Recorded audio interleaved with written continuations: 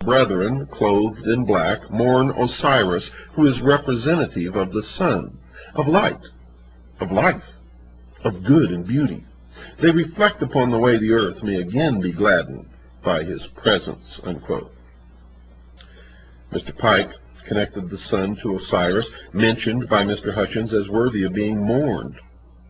Quote, "The three lights at the altar inside the Masonic temple represent Osiris, Isis, and Horus.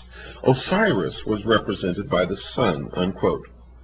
Mr. Mackey went a little further and informed his readers that, quote, "Osiris was the sun," unquote. In his book entitled Introduction to Freemasonry, Carl H. Cloudy, the author, himself a Mason, connected the sun worship with the ceremonies inside the Masonic Lodge.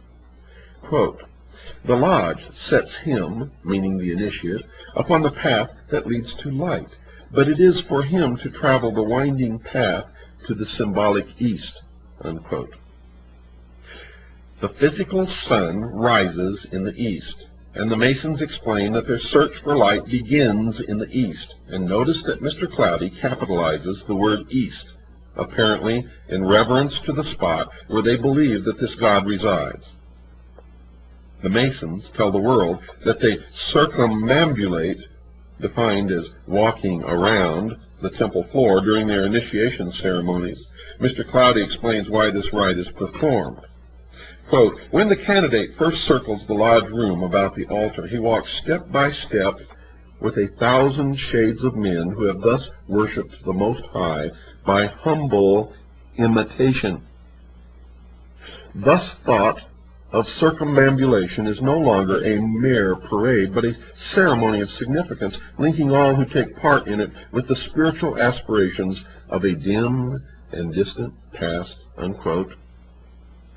And it is a historical fact that the Knights Templar also performed the circumambulation of their temples.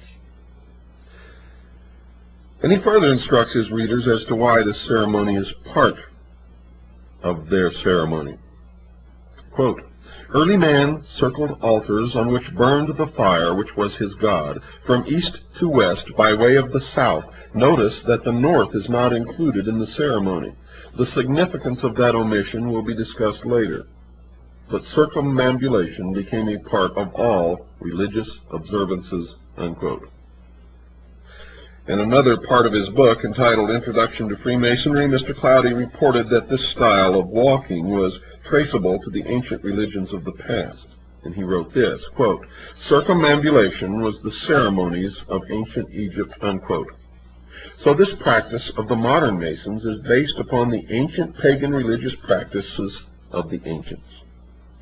So the Masons are telling us that early man walked around in a circle because he was worshiping the sun. Then they tell us that they are doing it for the same reason. There are reasons that the north as a location to be visited in their walk around the temple floor is not included in their initiation rites, and 6 of the great Masonic writers have told us why this is so. Captain William Morgan offered his readers this explanation with this comment from his book, the writing of which he was murdered for. Quote, "We therefore Masonically term the north a place of darkness," unquote. Mr. Mackey confirmed that statement in his book. Quote, "The north is Masonically called a place of darkness." And Mr. Pike confirmed the comments made by the other 2 Masons with this declaration. Quote, "To all Masons, the north has immediately been the place of darkness, and of the great lights of the lodge, none is in the north," unquote. And Kenneth Mackenzie added his confirming thoughts. Quote, "The north was always esteemed a place of darkness," unquote. Mr. Hutchins became the 5th Masonic writer to confirm this detail, as he said this, quote, "As in other degrees, the closing ritual provides a summary of the lessons taught in the degree. We hear in the West the eagles gather and the doom of tyranny is near. In the South, truth struggles against error and oppression. In the North, fanaticism and intolerance won.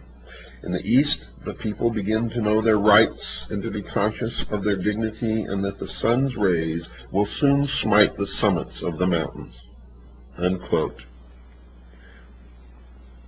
Mr. Hutchins informed his readers that the North was where fanaticism and intolerance resided. What he meant by this, and what the symbol of the North represents, will be explored later. And the sixth Masonic writer who confirmed that the North was a place of darkness was Carl Cloudy, who wrote in his book entitled Introduction to Freemasonry, quote, "The place of darkness, the North," unquote. And the reason the Masons do not include the North in their rites is found in the Bible.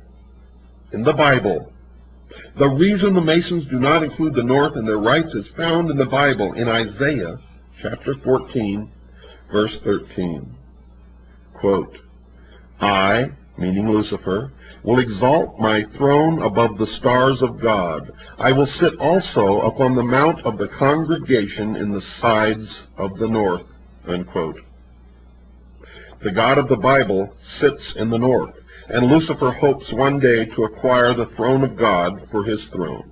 But until then, the north is a place of darkness.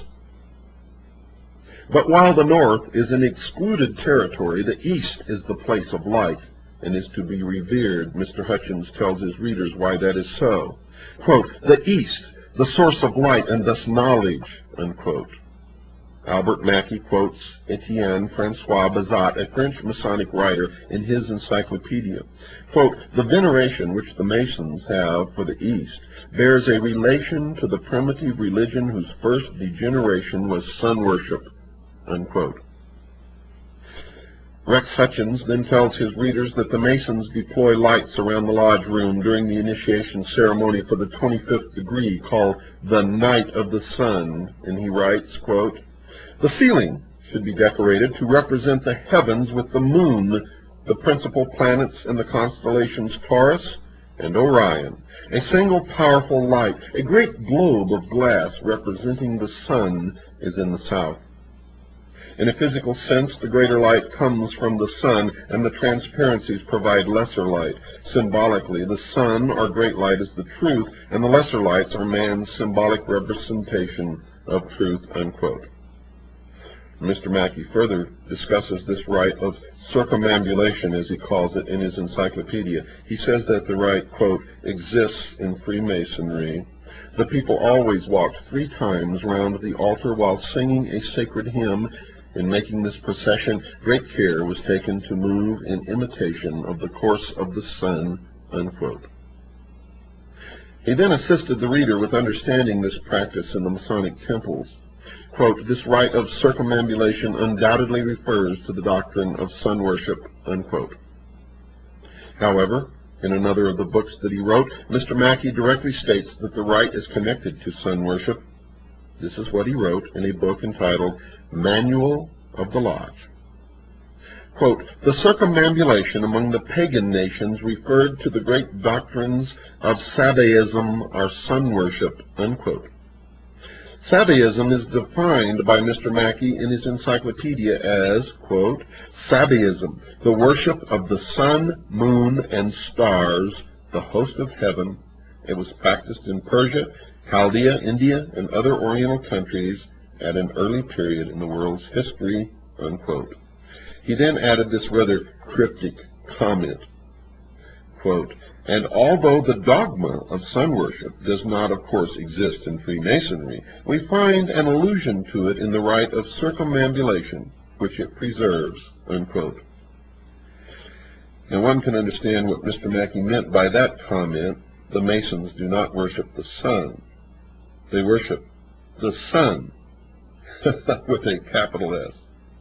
So he was telling the truth, but concealing it in a symbolic language, for he wrote sun with a small s.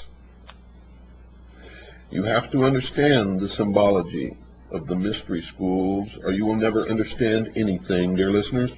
Mr. Hutchins then volunteered the information that in the 12th of the 32 degrees, the rite of circumambulation is preserved, and he writes, quote, "In all the Scottish rite degrees thus far, the candidate has made 21 prescribed circuits around the altar. This degree adds 7 for a total of 28. And this practice, called circumambulation, is derived from the ancients and existed among the Romans, Semites, Hindus, and others.